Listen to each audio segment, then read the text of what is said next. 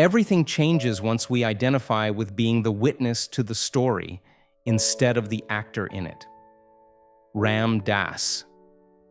We all like to believe we're in the driver's seat of our own lives, that we're the authors of our stories, steering the wheel with free will, deliberately making choices that shape our destiny. It feels like we're in control, but let's pause for a moment and really ask, are we? Who or what is actually making the decisions? When we look beneath the surface, something curious emerges. Our so-called choices are just the latest links in a chain that began long before we ever drew our first breath. Let's go back to the start. We are born into circumstances we never asked for, with genetic codes we didn't pick, into cultures, families, and belief systems that were already in motion. And from that moment, something fascinating happens. We become conduits, channels through which the past flows into the present. Ideas, traditions, and social norms pass through us like software running on the hardware of our minds.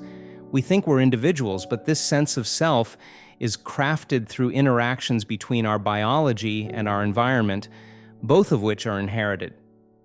Our decisions arise from a dance between three powerful forces: the genes we inherited, the experiences we've absorbed, and the way those two elements interact. What science calls epigenetics. Even when we try to break free, when we attempt to reprogram ourselves, adopt new habits, or reshape our surroundings, we're still influenced by the echoes of everything that came before. And here's the kicker. Every time we say, "I made this choice," we're standing at the tip of an iceberg that's been forming for generations. The illusion of total control can become a heavy burden. Those who cling most tightly to it are often the ones who suffer the most. Shame, guilt, regret. They carry the weight of every wrong turn as if they alone designed the map. But what if we saw things differently? This shift in perspective is not just personal, it carries massive implications for society as a whole. Let's take a look at how we judge others.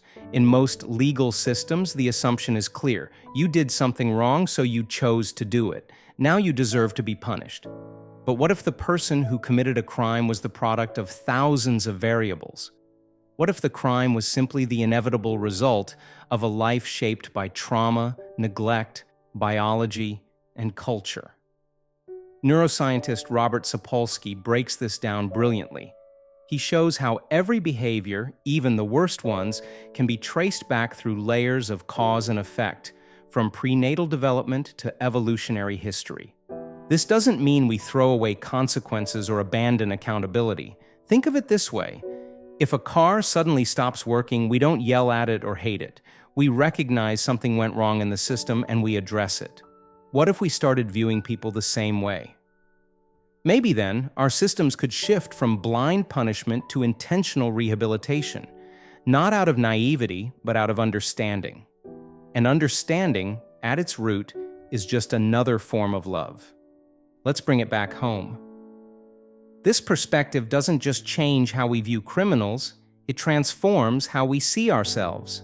How many times have you judged yourself for a mistake, for not being better, smarter, stronger? But if you didn't choose your genetics, your childhood, your formative moments, then who exactly are you blaming? Your parents? Then their parents?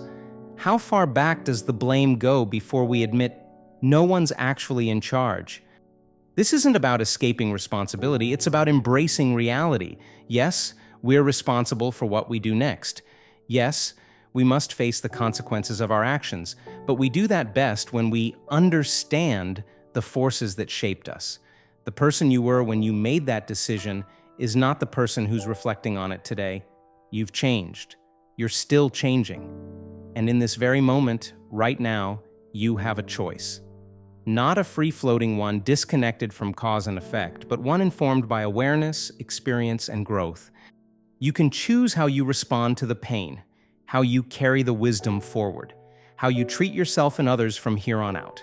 The story is unfolding, yes, but you are not the scriptwriter, you're the witness. So sit back, watch it play out, learn from it, and above all, enjoy the ride. Because it's short, and it's beautiful, and it was never really yours to control.